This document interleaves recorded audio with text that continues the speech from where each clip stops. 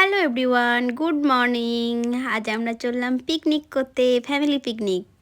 তো এই দেখো এখানে ওরা আগেই চলে এসছে আর আমরা গেছিলাম আমার একটা ননদকে আনতে। ও এলো শ্বশুরবাড়ি থেকে। তো এসে পরেই খেতে বসে গেছি। এই দেখো আমাদের জন্য ওয়েট করেছিল খাওয়ার। তো বাবা ওরা খেয়ে নিয়েছে আগেই, তারপর আমরা খেয়ে নিলাম। আর তারপর একটু সবজি টবজি কাটাকুটি করছি। আর এখানে আমাদের বড় রাঁধুনি রান্না করছে আমার বর।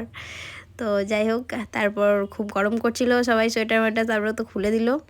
আর এখানে আমাদের ছোটো রাঁধুনি চাটনি করছে, ও চাটনি স্পেশালিস্ট, ঠিক আছে। তো তোমাদের যদি কারো লাগে চাটনি করার জন্য তো নিয়ে যেও, ওকে খুব ভালো চাটনি বানায়। তো এই দেখো সবাই এখানে বসে আছে, একটু হ্যালো হাই করছে। আর এখানে প্রচুর লোক এসেছে পিকনিক করতে আজকে। আর আমরা যখন এসেছিলাম তখন ফাঁকা ছিল, তারপর ভর্তি হয়ে গেল পুরো।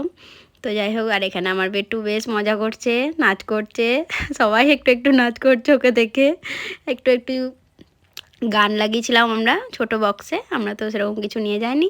আর পাশে গান বাজছিল, বেশ ও আনন্দ পাচ্ছিল।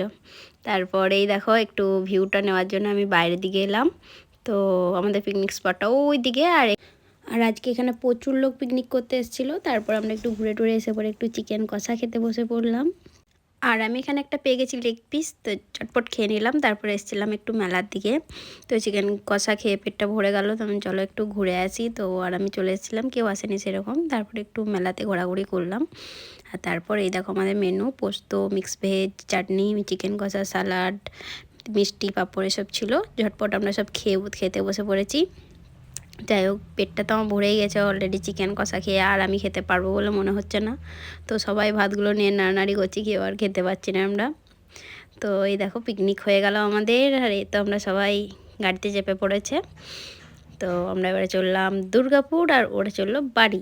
তো আমরা এখান থেকে চলে যাচ্ছিলাম দুর্গাপুর। আর এই দেখো এই জঙ্গলটা এত ভয়ানক ছিল কি বলবো। ভেতরে এটা হলো মলানদিঘির জঙ্গলটাই, কিন্তু আমরা ভেতরে ভেতরে যাচ্ছি জঙ্গলের, ওই জন্য মানে কি অবস্থা, একটা লোকজন নিয়ে মাঝখান দিয়ে শেয়াল পেরিয়ে যাচ্ছিল। তো আমি এত ভয় পেয়ে গেছিলাম কি বলবো। তো যাই হোক, আমি গেছিলাম শাঁখা পড়তে, তারপর শাঁখার দোকান বন্ধ দেখে আমরা চলে গেলাম একটু মেলাতে। মেলাটা বেশ বড় ছিল, অনেকক্ষণ বেশ ঘোরাঘুরি করলাম, তাও বেশিক্ষণ করিনি। তারপর গিয়ে পরে শাঁখা পরার ব্যাপার ছিল, ওই জন্য শাঁখা টাকা পরবো, ওই জন্য তাড়াতাড়ি বেরিয়ে গেছিলাম। আর গেটটা করেছিল খুবই সুন্দর। তো যাই হোক, বেশ ভালো লাগলো, ঘুরলাম। তো সেরকম কিছু কেনাকাটি করিনি, আমি শাঁখা পরতে এসেছিলাম যেহেতু শাঁখাটা পরলাম, তারপর চলে এসেছিলাম ঝটপট বাড়ি।